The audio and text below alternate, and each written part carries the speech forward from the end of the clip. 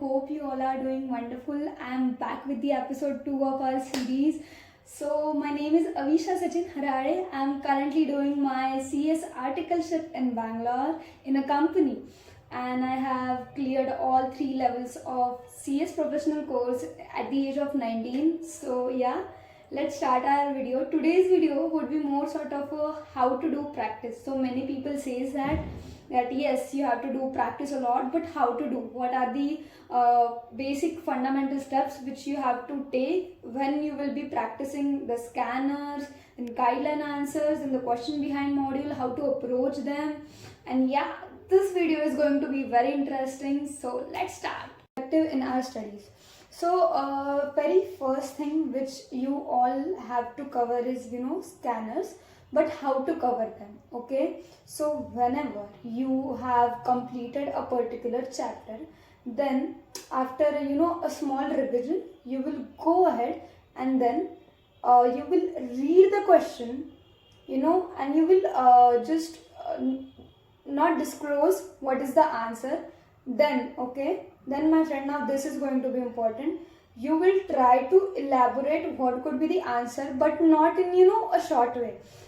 It will be as if this is the question, this is in the exam, and now you have to go ahead. Now how you would be elaborating, like if I have to elaborate that, I would be like, as per section 2 subsection 42 of the Companies Act 2013, read with the rules, and this is the particular provision, then after the facts of the case, and then the conclusion. This is how you have to elaborate the answers. So what this will do, what this step will do, it will enhance your articulation whenever you are writing answer. Like many people which I have came across, this says that I face difficulties, and whenever I write the answer. Okay, I am good with the concepts, but I face the difficulty in writing the answer at same time. So here, if you are covering those steps, that you are not disclosing the answer to yourself, and then you are elaborating it by yourself, and now what would be the step 2? Step 2 would be that once you are done with your elaboration, you will disclose your answer to yourself, and then first what you will identify is whether the answer which I have given is correct or wrong.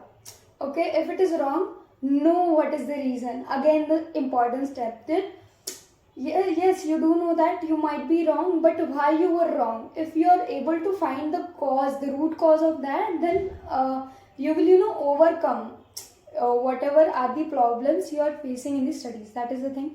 And if you are correct, you have to go ahead and check the accuracy of the answer. That okay, my answer was right, but this could be, if there in the answer, then might be my answer would be more approachable to the examiner. Okay, so getting it, you have to have this kind of perspective.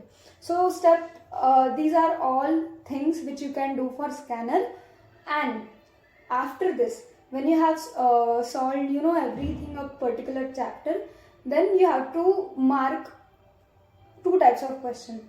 The first type will be from like a red sketch pen and everything, which have to be marked like the answer which you have provided were wrong, and second, you felt that this could be a tricky question. Okay, so you have to mark like that.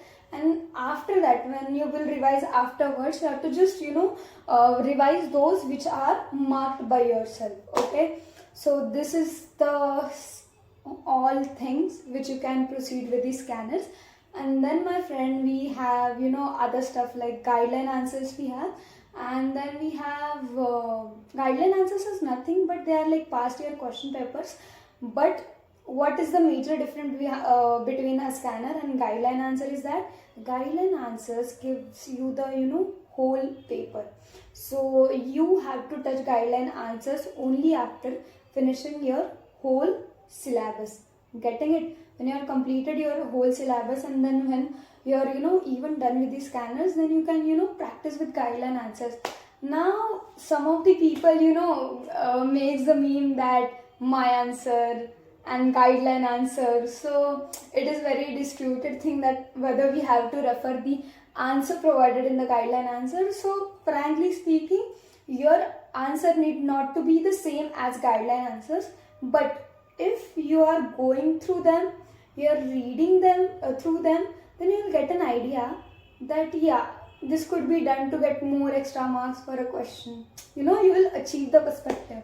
So this is something which you can definitely do, you have to do. And guide at the same time, so you have to see that if I am an examiner and I am checking a paper, okay, and they will provide me what is the, you know, institute is providing the examiner is that those guideline answers. The examiner knows that the student answer and guideline answer won't match with each other A to Z, but if there is, you know, some balance between both of them, then definitely he would give you good marks. Okay, so that is something you have to keep in mind, that at least you are able to, you know, match with the guideline answer to the certain extent, not completely. That is the thing. Then step 3 is that any time, okay, whenever you get time, you have to even revise, but you're, you know, sometimes it would be that you have done scanners, done guideline answers, then the priority 3 is that the questions which are behind the each lesson and whole mock test given at the end of module.